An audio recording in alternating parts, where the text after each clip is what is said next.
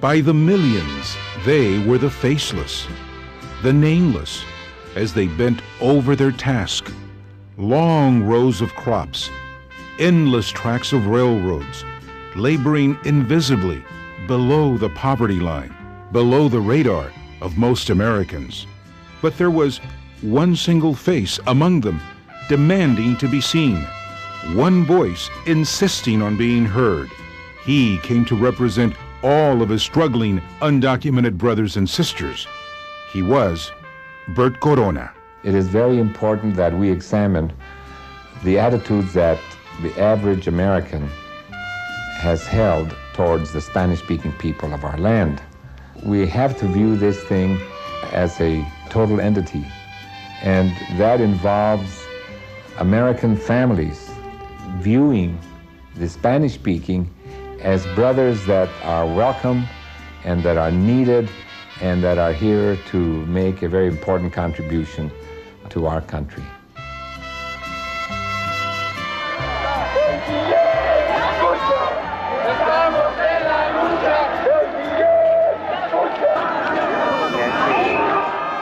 He was a man that believed in the principles of international brotherhood. His ideal was not that Mexicans or Latinos would progress exclusively to others or to the detriment of others, but that they should be given their due and at the same time embrace all other peoples of other races, nationalities, and faith.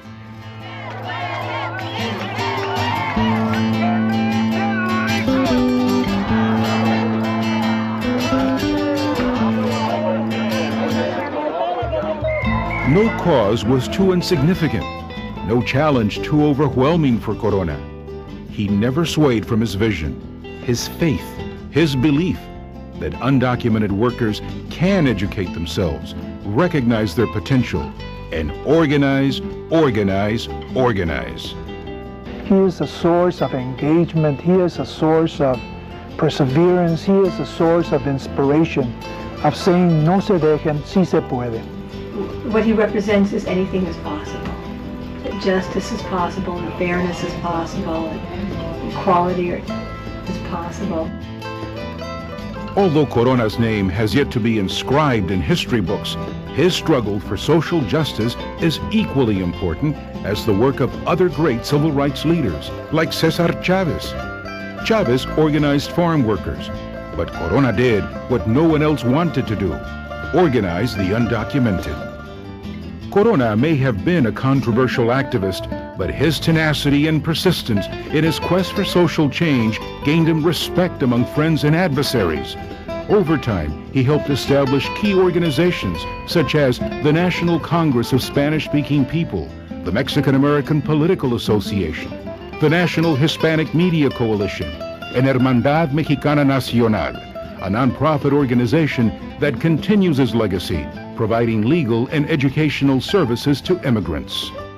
If you were rescuing people from a burning building for 60 years, you'd think you'd eventually get exhausted, but he just never did.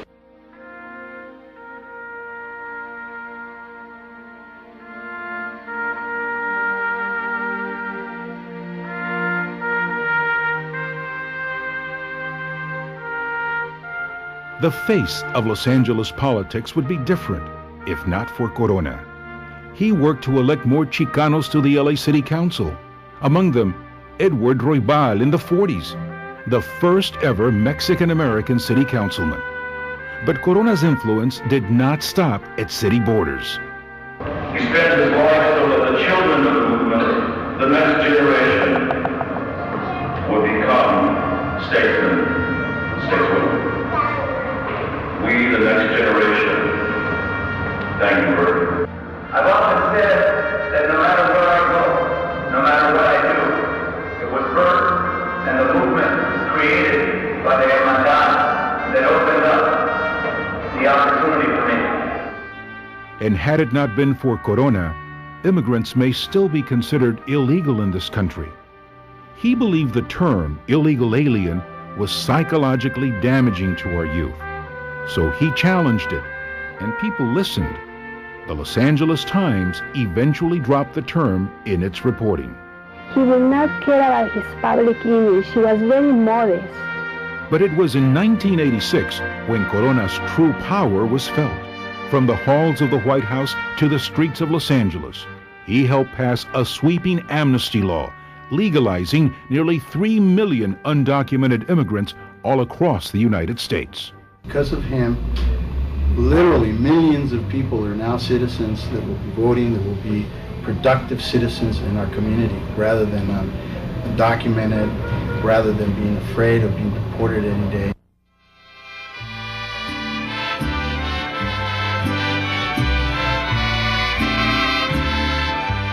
Corona's crusade began long before Dr. Martin Luther King's marches of Mississippi and Montgomery, and long before Cesar Chavez's fight to organize farm workers. Corona's battles began 70 years ago, when in the 1930s he helped organize the Longshoremen's Union and warehouse industry. And he organized all kinds of people of different ethnic backgrounds. Russian Jews, Mexicanos, of course, other Latinos, African Americans, and he became a very skilled organizer. He learned from some of his elders in the union movement. But it was his family that fueled his early commitment to la lucha, the fight. Born and raised in El Paso, Texas, Corona was the son of a colonel who fought in the 1910 Mexican Revolution with Pancho Villa. And the influential women in his life were strong feminists of their time. His mother, a school teacher. His grandmother, a nurse. I think that really shaped Bert. I think he had that sense of commitment. It was a basketball scholarship at USC that lured a young Corona to California. But it must have been fate, for he was injured and never played again. The rest became history.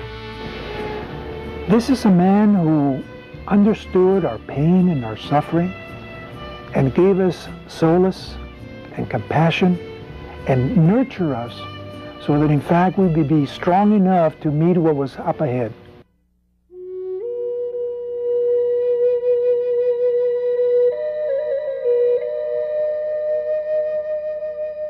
There was no greater champion for the rights of the nation's undocumented than Bert Corona.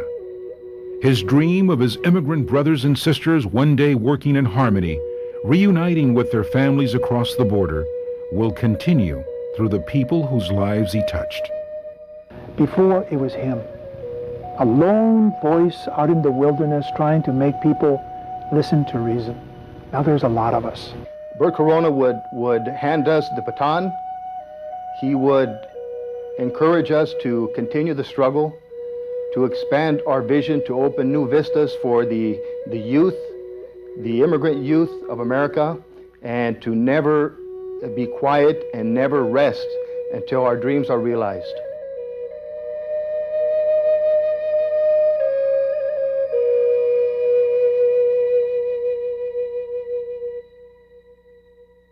For a man Martin Luther King called Brother Corona, a man Robert Kennedy publicly thanked, Bert Corona has left a lasting imprint, a country that is better for all of us.